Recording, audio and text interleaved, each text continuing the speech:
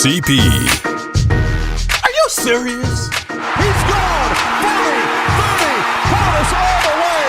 Touchdown Redskins, 64 yards! 26 minutes.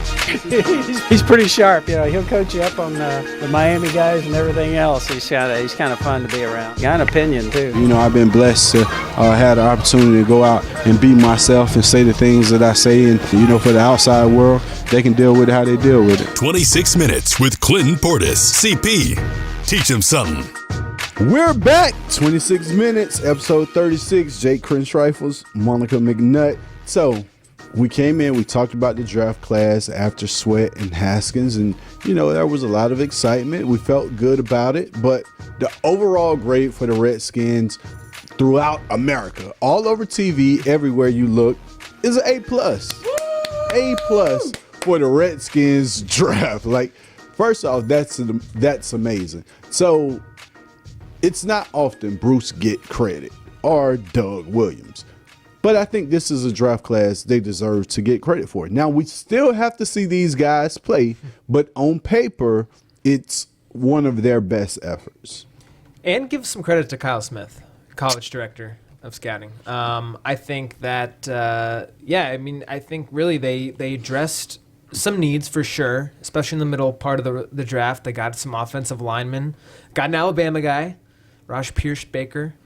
Is that how you say his name? Okay. I believe that's how you say his name. I'm actually excited about him. Watching him throw around some of those SEC guys, D tackles that made it to the NFL as well, he looked pretty good. So I think that could be a solid pickup and great value. I think when Bill Callahan was meeting with him at Alabama's Pro Day, he was like, I don't expect to see you past the second or third round. He fell to the fifth. So another steal. It seems like the Redskins, just starting with Haskins, they, like we talked about last week with Darius Geis falling last year, and even Jonathan Allen. Like they seem to get these guys that fall that are actually really talented players, and we haven't seen Darius yet. But you know, it seems in this little time frame that we've gotten now, this is going to be a pretty bright future, at least in the coming years. I definitely think this would be two drafts that we will remember should things turn, right? Like this will be the talent influx. Actually, maybe you could arguably go all the way back to Jonathan Allen and the influx of the Alabama guys, but right. The D-line as the foundation. Yes, yeah. I was just like, look at us in the draft, yay! And then you're right, the national conversation to be like high grades, one of the better teams that did well in the draft overall, was like, okay, let's go. Yeah, because you're normally the laughing stock, and this is actually, I think, a good way to draft. You look at New England, of course, they're always picking 29th, 30th, 34th, you know, like in the later picks, but they always find the best value. Not necessarily the best pick, but they find the best value. Going all the way back to Aaron Rodgers, a lot of guys that slipped in the draft, and all of a sudden you take them, you stop that slip, and how they pan out. I would love to see how the guys that fall down the draft charts that are projected higher, how they pan out compared to the guys that went before them at their position. I think that would be an interesting find. So the next thing, though, is something that you always talk about in terms of developing these guys. Like, when you looked at this list, who struck you as pro-ready, like, instantly? Oh, we're going to get to that. Okay. We're definitely going to get to that. So, in getting to that, so who struck me as pro-ready? Kelvin Harmon. And the reason I'm excited about Kelvin Harmon is last year I seen Jalen Samuel, right? I went to NC State Pro Day, and I watched those guys. Nick Chubb, all of these guys were coming out. But the people in the building were talking about Kelvin Harmon coming out this year. They were excited about him. If you think about that quarterback, he was projected to be a first round, a top pick 2 years ago, 3 years ago. All of a sudden you lose all of your weapons, and people you have some losses due to injuries. A lot of guys going to the NFL. So Kelvin Harmon has a golden opportunity to come in and be a number one receiver. And that's something that's been missing for so long around here. You haven't had a true number one receiver in a very long time. So adding Kelvin Harmon, and you got how you say McLaurin? Mm-hmm. You got Terry McLaurin actually earlier in the draft. But at the same time, those two additions to this unit, whoever the quarterback is, Those two additions give you threats. Now all of a sudden Paul Richardson can play his natural position. You see what I'm saying? Now all of a sudden Doxson, you can find a spot for Doxson. You can move Richardson around because you have other weapons. So to go out, you lose Jamison Crowder, which was a big part of your offense, and you add two key pieces that could come in and play instantly. And when you look at Kelvin Harmon, this guy doesn't drop any balls. Catching balls out of the jug machine, one hand, like he's a solid kid. So if he pans out, that could be an outstanding pick for the Washington And Redskins. Harmon was supposed to go potentially in the first round. I mean, he had first round grades, even second round grades on him by a lot of experts. So again, that's another player that I was surprised, because we had written, for Redskins.com, we're writing all these things about prospects going to be in the first round, just getting prepared, writing about who fans should know about. We already had a whole thing written about Kelvin, expecting him to go early on. He gets to the sixth round. I was like, wait, we already have something written about this guy. We don't even have to we don't have to worry about it. And I'm really excited about McLaurin, I think, because he's not just a wide receiver in the sense that he does so much on special the teams. Speed. Yeah, so you need an overall team speed. Like, we've been in need of team speed for quite some time. And now I feel like they're going to get younger players that's mobile, that can get up and down the field, that gives you the threat of a playmaking ability. So when you look defensive side of the ball, you need team speed. You go out and get the fastest rush guy in the draft and Sweat. Offensively, you go and get one of the faster guys on the offensive side at the wide receiver position. You add great value in Harmon at the wide receiver position. You add a running back to the backfield that we already felt was loaded. And it was a question mark. And at the same time, like, oh, that's a good idea, because this kid was up for Heisman, and that's Bryce Love out of Stanford. And consider the fact that this year, I mean, we don't know about Adrian Peterson's long-term future, but it's probably ending shortly. This is, who knows, they gave him another one-year deal. It was a 2-year deal, but I mean, again, those contracts in the NFL, it goes year to year. So you're not sure about that. I mean, it's just providing more future assets. And plus, in the draft, you're not always thinking about, wow, I'm stock loaded here, I don't have anything here. You just get the best players available, and you deal with the outcome later. Well, I think the beauty of this pick was, like you said, Peterson has been injured. Geis coming back from injury. Chris Thompson coming back from injury. Now, Bryce Love, who was injured, coming into this situation, you're not rushing him. You allow him to recover. Once he gets into this backfield, you have safety, right? Mm-hmm. Because the kid can actually play. So if all fails, your number 4 running back or your 4th guy can play for you. Mm-hmm. I agree with you, though, in terms of like just grabbing all the talent that you can. But I think yes to that, but also this year the talent fit the holes really well. It seems like. And so I know you were talking about getting a skill player all along. They went and got 2 guys that you're a fan of in terms of the wide receiver position, and then you got Love at the running back position. I am so excited to see all this come together, like super excited. And I know a lot of the conversation now has been, when do we see Haskins, woo, woo, woo. But I think the opportunity for these guys all to kind of learn, especially through that first brutal part of the season, is just going to pay dividends in the long run. Right. So looking at all the additions, what position do you feel we should have addressed that we didn't? Like, was there something missing that you feel we should have addressed or took a shot at in this draft that could have helped us out? I think you look at tight end, and it's probably the most glaring, only because there are so many question marks with Jordan Reed and Vernon Davis right now. And, I think that is where you really want to start investing.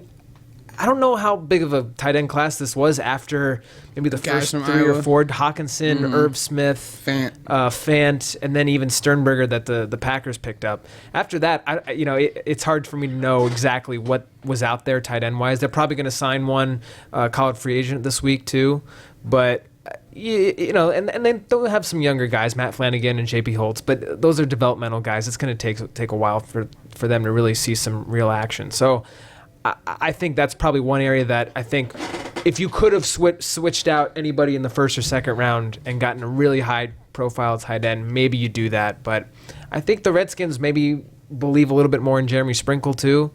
as someone that can help in with the run game. But after 2 seasons, I don't know if it's there yet. He really hasn't gotten a lot of time. That's a good point in terms of the tight end, but I don't know. Like, would you have not taken any of the guys? Right. That's what I'm saying. What I mean? Like, I don't know. You can't really make that claim. So I think it's fine. I just think that's a hole that is still out there. Well, I know what's still Maybe out George there. Reed will stay healthy. You need to read it. Guys, helping people improve their lives is what should drive business. That's the belief at Koch Industries, which employs more than 65,000 people across America. The team at Koch works together to meet the world's changing needs in transportation, medical care, water filtration, household goods, energy-efficient building products, and everyday technologies, all while consuming fewer resources. See the innovations firsthand at kochindustries.com. Welcome back to 26 Minutes, episode 36. So this is becoming a trend in DC media. So first you have AP in 26, and there was an issue, wasn't as big because 26 was given away, I think the day after I retired. They gave it to Josh Wilson, and he wasn't even signed with the team. Then all of a sudden you give it to Breland and AP. So yeah, not so big, right? Then you have the signing of Landon Collins, and 21 is questionable and maybe up for grabs, and he wanted, and maybe this and maybe that, and he ended up getting another number. But now you go out and you draft a quarterback who's probably going to be the face of your franchise, that wore the number 7. And the number 7 belonged to another legendary quarterback in this franchise, and Joe Theismann. And Joe was a class act about saying it without saying hell no. Basically, it was, I want to sit down and talk to the kid and get some understanding, but I'm not opposed to wearing it. Do you all think Dwayne Haskins should wear number 7? Clarify, Joe is not opposed to allowing Haskins to wear it? Yeah, he said he's not opposed to it, but he prefers to talk to Haskins before. Ooh. Ooh. So I'm going to go back to one of your arguments, especially when it comes to Theismann. You put that number on, you already know what you're linked to. I think sort of. That's the, yeah. When I think of Joe Theismann, Super Bowl winning quarterback, you still Doug Williams, Jason Campbell played in 17, Super Bowl winning quarterback. Like, did Joe do so much more for this organization than Doug? Sonny number is off limits as well. So you've had some winning quarterbacks come through this organization. I think the controversy is just that the Redskins have to decide what jersey should be enshrined forever. Bingo. And retired. I think that when you don't retire a jersey, you're just always leaving that door open and always going to have this conversation. No matter how many good players come in, they're always going to have a number that's not available, or they're going to have a number that they wanted to wear their whole life, and then this happens. I mean, this is always going to be a persistent problem until you retire. So I will also say, though, that there is a, how do we put this, generation gap in the fans.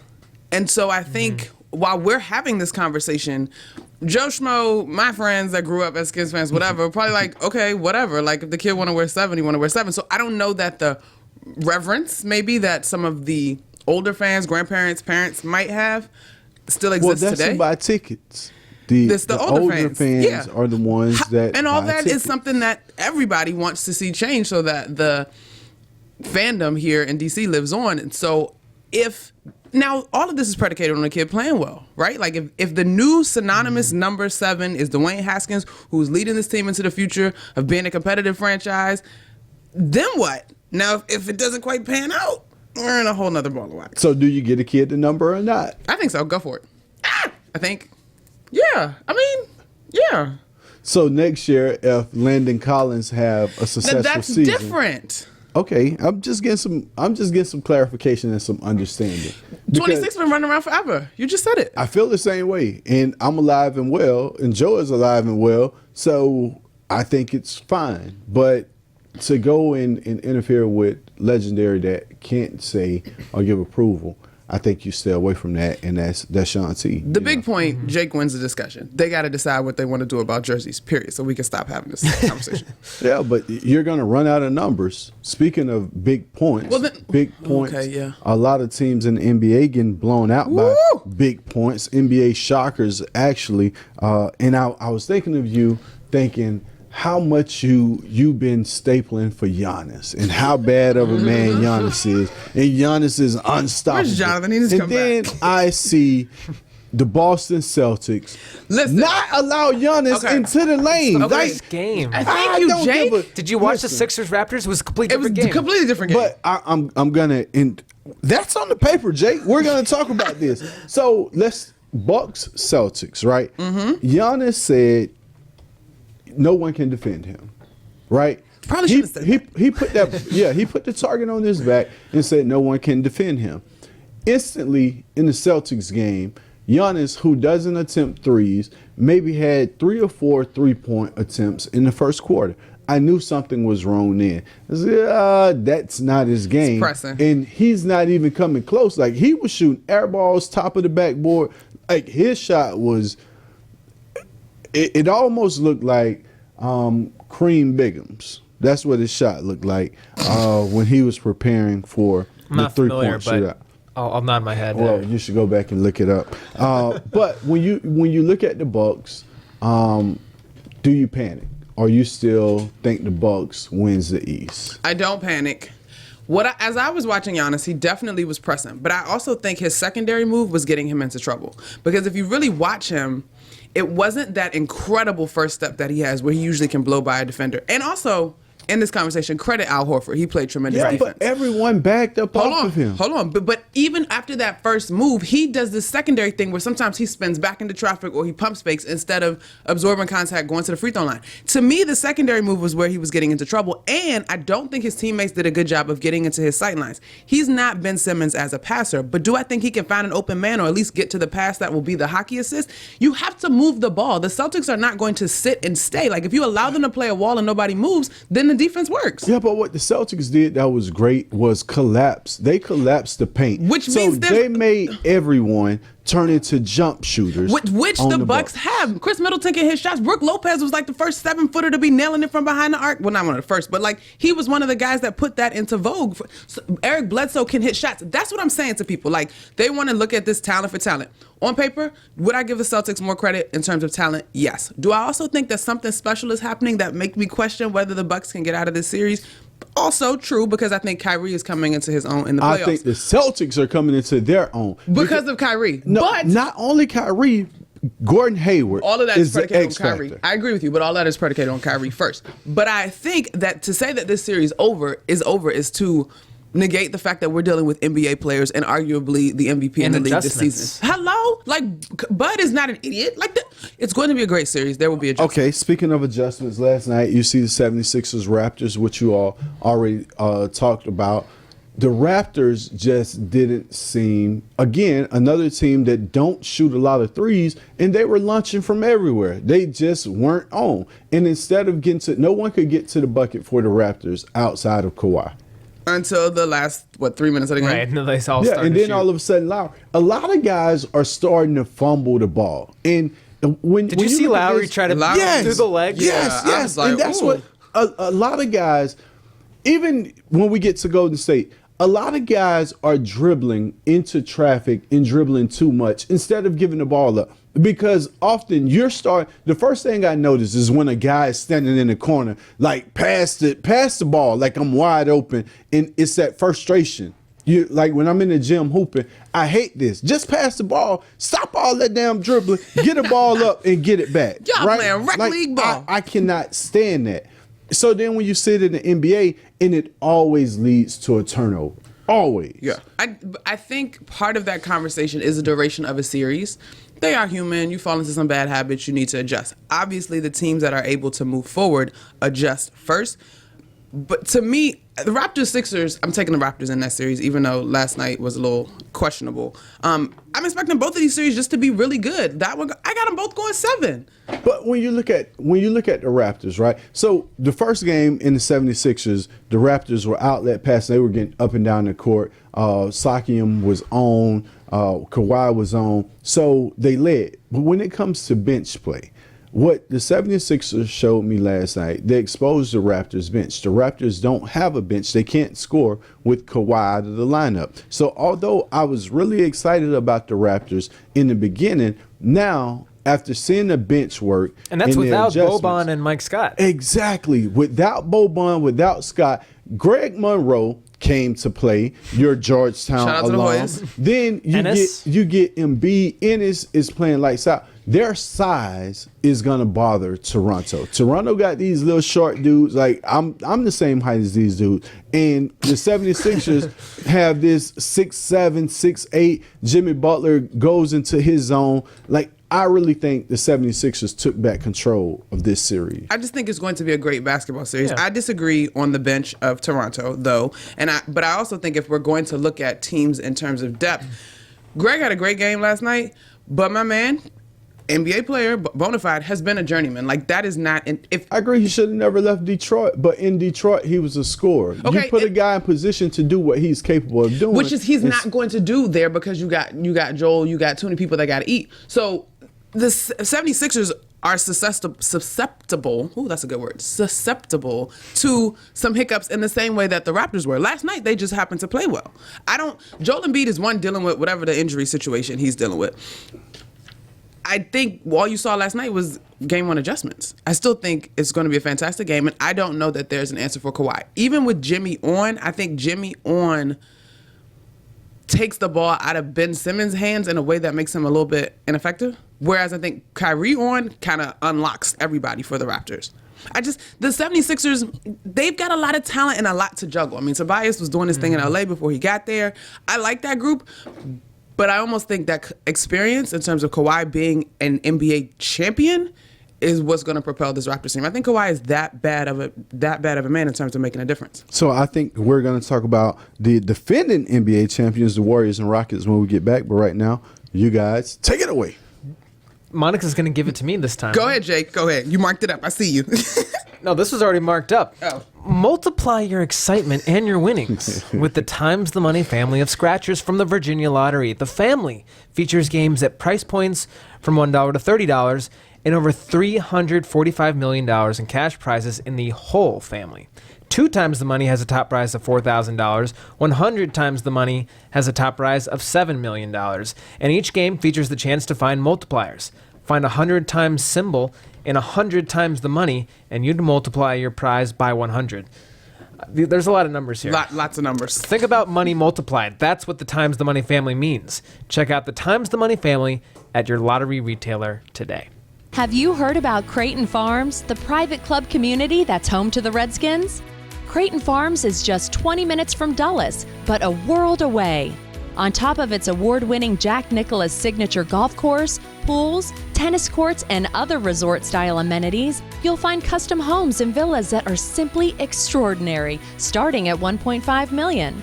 For property and legal information, visit CreightonFarms.com, or, better yet, visit Creighton Farms. Are uninvited pests ruining your plans? Let PMSI, the pest control partner of the Washington Redskins, handle it for you. Call today for your free inspection, and they'll work around your schedule to provide you the best solution possible to defend your home territory against pests of all kinds, including mold. Visit mypmsi.com for the game plan to control the pests on your home turf. That's mypmsi.com.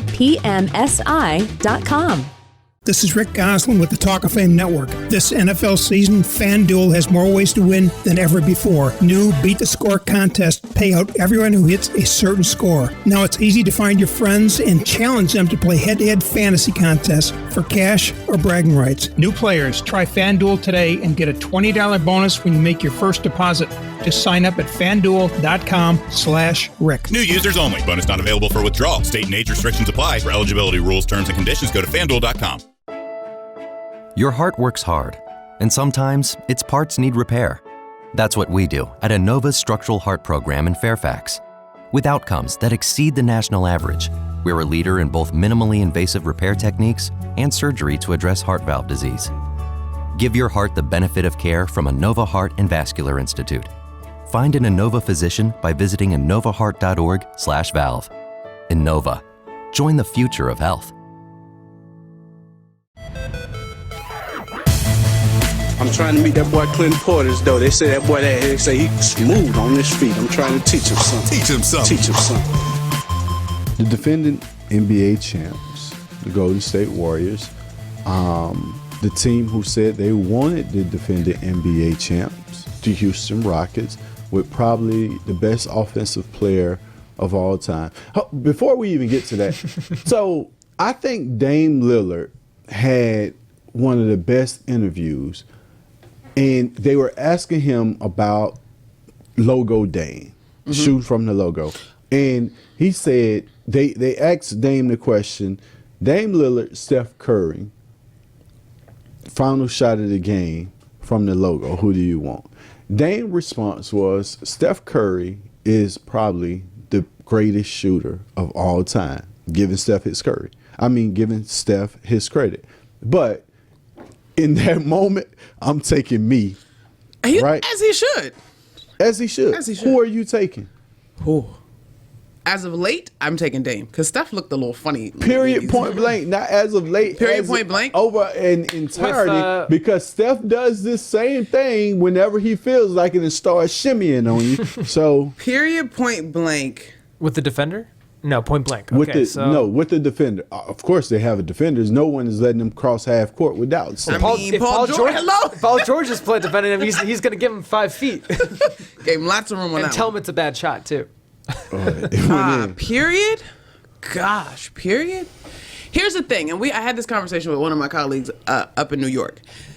While Steph is an absolute assassin, for whatever reason, we only see the inner dog side of Steph on occasion, right? Like the other day when he was being a jerk, pointing out that Houston was completely out of bounds, although the 2-minute report revealed that should have been a foul. Yeah, it was a foul. I see an edge on Dame more consistently than I see on Steph. Steph just out there shooting, and it's fantastic. You can't take away the fact that the ball is going through the basket, but in terms of edge, swag, give me the ball at the end of the game, I would lean toward Dame. I would go with Steph Curry, but I haven't seen enough of Damian Lillard to really make a completely accurate assessment on that. I don't think there's a wrong answer. The reason I would go with Dame is because Dame has been doing this alone. Dame has been carrying the Blazers for quite some time since. So the pressure is on Dame, right? If Dame doesn't succeed, then the Blazers doesn't succeed. When Steph take a shot, it doesn't matter because KD can end up with the ball, Clay can end up with the ball, Draymond can hook shot a 3-pointer. But aren't we just talking about no context, one shot scenario here? Yeah, so I'm saying because this pressure is on Dame in his mind, knowing I have to carry this team, I'm going to take Dame as well. I agree. And I also think we're learning so much about Dame in these playoffs and all his sit-downs. He sat down with Taylor Rooks, sat down with Rachel Nichols. His quote about pressure, I thought was fantastic. And he's like, not quoting this exactly, paraphrasing. He basically said to consider the game of basketball pressure is to disrespect regular people because pressure is the next guy who doesn't know where his next meal is coming from. Pressure is a single mom trying to make it work. He's like, I'm just playing basketball. I grew up in Oakland. And so I think we're really seeing him kind of mature. Not mature, but get national recognition that's been overdue to a degree. I agree. I think you can put that. I think that's an accurate statement, but I also think that negates there is actual pressure. But in his mind, I feel you. But in his mind, this is light, and I can appreciate that coming from him. Well, to us, absolutely pressure. Well, I'll tell you who's under pressure right now: the referees, because James Harden has called out the referees. The Houston Rockets have called out the referees. The Houston Rockets have done some research to go back and find where Golden State, Steve Kerr, called out the referees in every other problem that cost them this game. First game, how do you judge? How do you ref the rest of the series? Is every time someone get touched going to be a foul, which is going to slow the game down and make everyone upset? Or do you just let them play as you did in the first game? Because there are numerous fouls. And at the same time, there are numerous offensive fouls because James Harden kicked his feet into people. So if you jump, he kicks his feet into you, and it's nowhere to land. The officiating is going to be a thing, but it's so fascinating where we are. Scott Foster is refereeing the next game. I saw that, and he hasn't refereed a game since February. I Harden called him out and got fined. I credit the Rockets for the work that they did. Whether you think they're whining about officiating or not, they brought some receipts, and I give them credit for that. I also think that this whole thing we've been talking about all week in terms of landing zone is just so incredibly subjective. And so, yeah, James Harden might kick his foot out a little bit, but if you're technically in his landing zone, how do we define landing zone? Well, there was a study about Harden looking at the 3-point contest and his actual jump shot versus the ones he takes in games at certain moments. You know, he's doing a regular jump shot, whereas games he's going to extra the 2 foul. feet. Exactly. That's what you're supposed to do. I'm always trying to get some contact.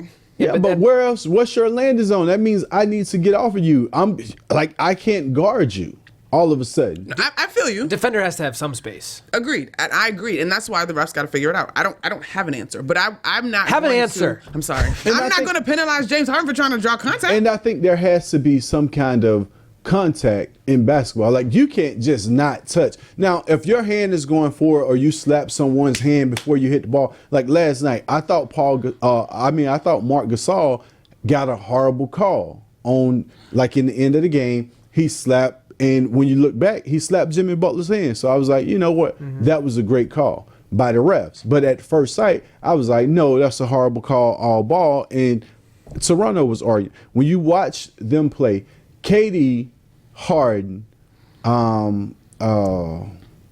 Clay, and Steph, probably every time you go down, someone is contacting them, trying to stop them from getting to their spot.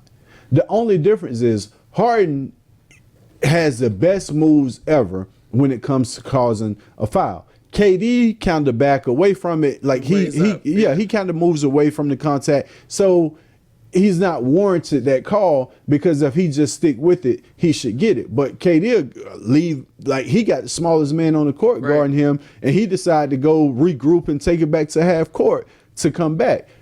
Clay, I think Clay gets the less superstar status treatment than anyone in the NBA. I can see that. I think he gets less superstar status treatment than anyone in the NBA because people are constantly crowding Clay. He doesn't do anything. We'll see this offseason. Yeah, we'll see what kind of money this offseason. So I asked this question based on this whole refereeing thing. Which 3 superstars, are there even 3, do not complain about the refs? Like, my thought was Kawhi. Clay, Kawhi. So Kawhi, Clay, and Giannis was the thought. I don't know if I've seen enough of Giannis. Yeah, to say he doesn't whine at the refs. I won't say Giannis. I would say Kawhi, Clay, and does Dame fuss with the refs? No, Dame gets calls. Dame actually gets a lot of calls. I would say Kemba. Okay. I would say Kemba. Because the whole thing was the MJ quote about how he didn't want to exert energy on officials. And so I was like, all right, well, what NBA players today seem to employ that? Because there's a lot of chit-chat. I would say Kemba.